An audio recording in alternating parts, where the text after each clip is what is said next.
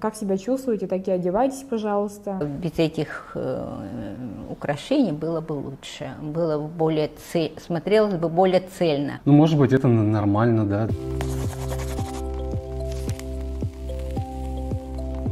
Друзья, очень рада вас поприветствовать. Меня зовут Айна Курц, очень приятно. Я являюсь куратором ивент-проектов. Я продвигаю концепцию своего бренда одежды одноименного Айна Курц, где продвигаю символ верности, преданности через символ Soulmate. Добрый день, меня зовут Зинаида Михайловна Заболоцкая, я дизайнер одежды и искусствовед. Меня зовут Сергей, я фэшн-стилист, и также у меня есть свой собственный бренд одежды S-Grey. Меня сегодня пригласили для того, чтобы получить какие-то интересные комментарии насчет ИСЭХа. Здесь представлен фотоотчет, когда еще пандемии не было, когда люди еще собирались, ничего не знали, как говорится, что нас ждет впереди.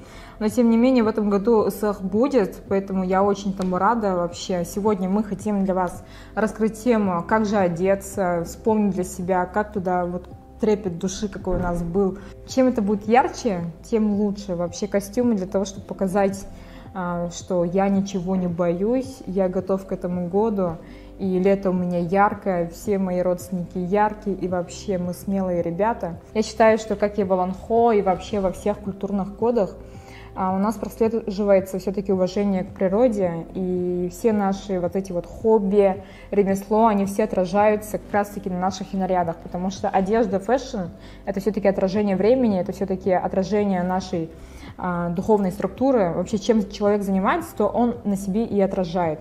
И, соответственно, мы видим меха, мы видим яркие краски, это могут быть цветочки, это могут быть ягодки. Я как искусствовед не могу рассуждать на уровне нравится-не нравится, поэтому мне хотелось бы сказать, что рассматривать одежду будем с двух позиций.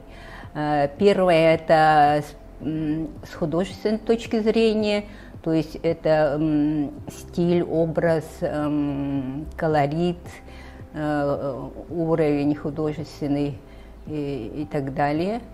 А во-вторых, с позиции соответствия одежды традиции, потому что ИСЭХ это все-таки не просто какой-то светский праздник, это или вечеринка, это праздник, посвященный культуре, традиции народа Якутии, и поэтому одежда, конечно, должна соответствовать. Чувствуется, что за кадром играет музыка, люди такие же радостные, и это все очень интересно. А вторая женщина прекрасная, она уже одета, так сказать, в Total Color, и это даже интереснее, потому что мы понимаем, что сочетание цветов — это все-таки вещь более сложная сама по себе по подходу. А тут как бы человек для себя взял беспроигрышный вариант, потому что когда ты сочетаешь, в принципе, из одной палитры, то ты беспроигрышно будешь хорошо выглядеть. И люди тебя поймут, и будет сразу ясно, почему, как и зачем. В принципе, вот женщина в белом платье выглядит гармонично, как бы головной убор, платье, там вот эти сумка, аксессуары, в общем, как гармонирует. Ну, что касается второй дамы, здесь, конечно, немножко колорит не очень, ну, с художественной точки зрения, не очень удачный, жилет вот такой длины, в принципе, там все вот выдержано, как бы отделка, прочее. Но я вот уже сказала, немного по колориту не совсем удачно выбрано. Вот по женщине могу сказать, что немножко не понимаю, это национальный костюм или это просто все-таки платье. Вот. А у бабушки тоже нет как такового холода, есть просто жилет, да, в якутской тематике. Мне нравится, в принципе, эта фотография, потому что она немножко такая задорная с точки зрения того, что они сидят на заборе, веселые, отдыхают и так далее. Конечно же, есть, как всегда, якутские украшения, соломенные шляпы. А так, как бы в целом, это, наверное, комфортные образы для того, чтобы пойти там на праздник. Вот. Но как такового праздного образа у них ни той, у другой, к сожалению, я не вижу.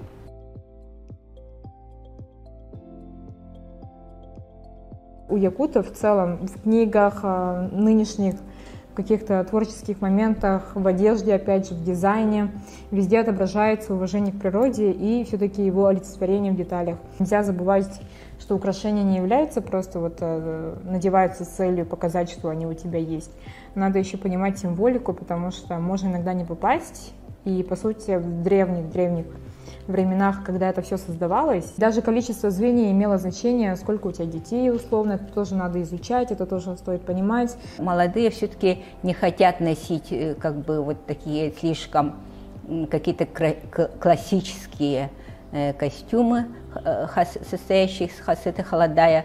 Но в данном случае девушка в халадае, и здесь, ну, в принципе, форма, все это выдержано с художественной точки зрения, пропорции, там форма рукава, все это присутствует, и вполне гармонично подобран головной убор бастыня из металла, и какие-то вот украшения на груди и на пальцах. Немножко образ уже стилизованный, усовремененный, скажем так. Но здесь достаточно классическая форма халадая. Единственное, что отличает его от остальных множества, потому что всегда халадая — это в основном однотонные какие-то платья, а тут я вижу то ли цветочки, то ли клубники, что-то такое.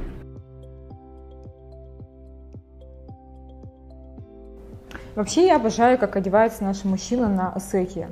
То есть это не просто традиционные костюмы, как бывает у офисников. Это тоже очень красиво. Я обожаю людей в классической одежде. Но у нас именно это смотрится, если честно, очень аристократично. Еще чаще всего бывает какой-то бордовый, темный, синий. И это всегда комплементарно смотрится на мужчинах, особенно наших. И это придает немножко даже статусности, чего мы, девочки, обожаем. Поэтому, молодые парни, тоже, пожалуйста, одевайтесь в наши национальные костюмы. Пожалуйста, ответственно подходите к подбору своего лука, так сказать. Это будет очень красиво. Колорит, конечно, не совсем характерный, но сейчас мужчины большей частью предпочитают такие цвета морской волны, там серый цвет, коричневый. Но это, наверное, правильно. Ну, возможно, крой не совсем, особенно форма рукава не совсем выдержана. Рукава должны быть, как мы знаем, да, здесь с густой оборкой. Тут двубортный, то ли это пальто, то ли это жакет. Есть ремень, да, в серебре, где, вернее, есть пряжка из серебра. Коричневые лаковые туфли. Ну туфли, возможно, я бы заменил, возможно, на черные, либо, возможно, на какие-то открытые обувь, потому что всегда эсэх происходит летом, да, и хочется видеть какую-то открытую обувь. То есть достаточно тепло выглядит мужчина. Ну, может быть, это нормально, да, для этого случая, для этого праздника. Но шляпа тоже традиционная, и вообще в принципе без шляп, потому что ты весь день находишься на природе, и солнце, соответственно, припекает. Поэтому тут хочешь не хочешь, шляпу одеваешь.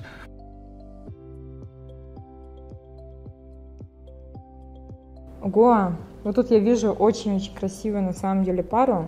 Несмотря на то, что девушка все-таки не одета в стандартный халадай, но все равно стоит давать, так сказать, кредит на то, что человек оделся по мотивам природы, как чаще всего повторяют на современных халадаях, на, опять же, узорах тканей на халадаях, национальных каких-то моментах, мотивах. И это все равно сочетание в паре очень смотрится мило, комплементарно.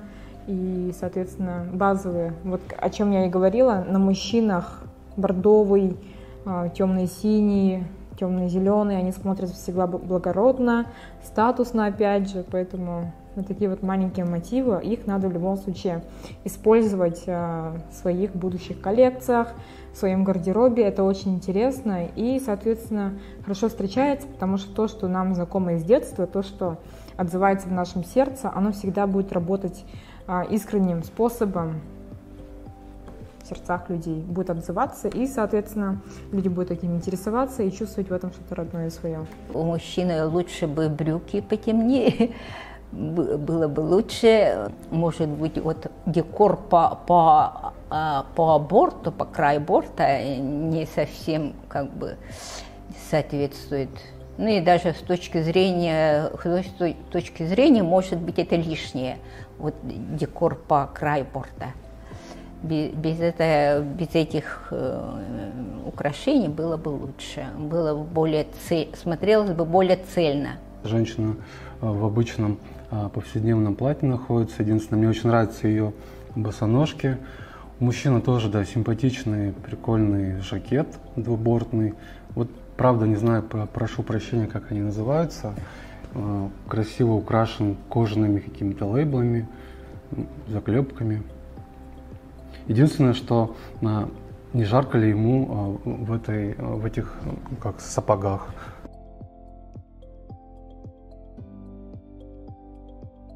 Просто красиво, очень красиво. В данном случае, скорее всего, это сценический вариант стилизованной одежды.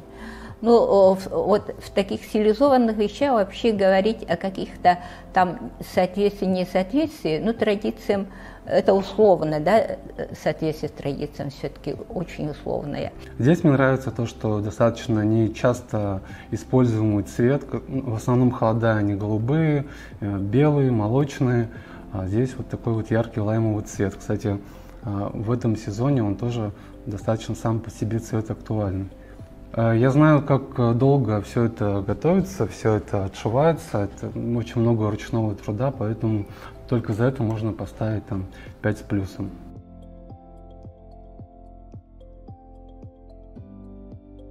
Есть люди, которые не особо любят вот прям, так сказать, богатством богатые украшения, они любят больше минимализма, и, соответственно, все равно хочется придерживаться концепции. И интересно, я могу сейчас ошибаться, но, по-моему, вот такие вот, опять же,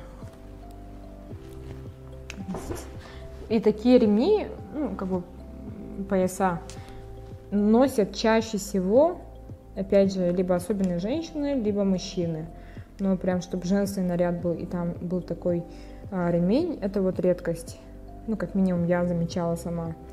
Поэтому я же говорю, вот то, что вот каждая деталь, она все-таки отражает характер человека, носителя. Можно отнести к стилизованному виду одежды, потому что тут явно как бы вот соответствия традициям как бы нет, и здесь, в общем-то, в этом костюме здесь не требуется. Если говорить с художественной точки зрения, ну, цвет вполне по колориту неплохое сочетание. Ну, что касается решения, в общем-то, могут быть и такие решения. Присутствует некая многослойность, потому что у женщины есть какое-то платье внутри, скорее всего, оно хлопковое, сверху жакет, украшенный, да, в национальном стиле, красивый ремень, красивый головной убор. Ну, все традиционно, симпатично.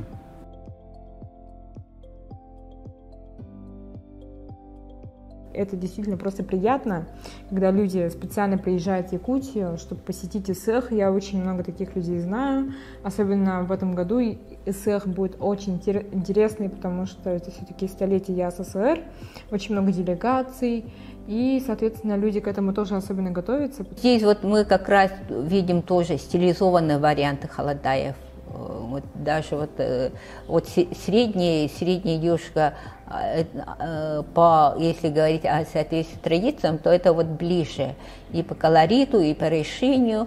А вот которые по бокам, да, по сторонам, вот у них более такое как бы, ну, есть соответствие, но уже такие более отдаленно, скажем так. Ну, первое, что бросается в глаза, это девушка афроамериканка. Достаточно необычно смотрится она в костюме национальном, да, нашем. Идет ей желтый цвет, вообще, ну, смуглым типажам достаточно красиво всегда смотрятся какие-то такие теплые цвета, желтый там и так далее. Вот. Девушка слева не совсем холодая, но это что-то такое, видимо, стилизованное. Вот. Но вот желтый костюм мне очень нравится по себе. Как себя чувствуете, так и одевайтесь, пожалуйста. Как бы нельзя там говорить так можно, так нельзя. Все-таки у всех разные вкусы. И единственное, вот мне хотелось бы напомнить, что все-таки нужно помнить, что Исых – это праздник традиционной культуры. Поэтому желательно все-таки придерживаться принятых каких-то там канонов, правил. Я бы посоветовал бы все-таки пойти в чем-то, наверное, в стилизованном, не быть немножко не похожим, да, для того, чтобы изготовить, сшить, найти ткани, найти портных, достаточно долгий период, поэтому об этом нужно, конечно, думать заранее. Есть, конечно, позиции, которые продаются заранее, да, какие-то магазины, местные бренды. Можно одеть там красивое шелковое длинное платье макси длины, одеть там немножко якутских украшений, и это будет достаточно смотреться праздно и красиво. По обуви я бы порекомендовал одевать что-то открытое. Босоножки, конечно, нет, что-то на плоском ходу, так как все-таки тебе, ну, девушкам находиться в пространстве, да, праздника весь день, поэтому все-таки, наверное, должен быть какой-то плоский ход.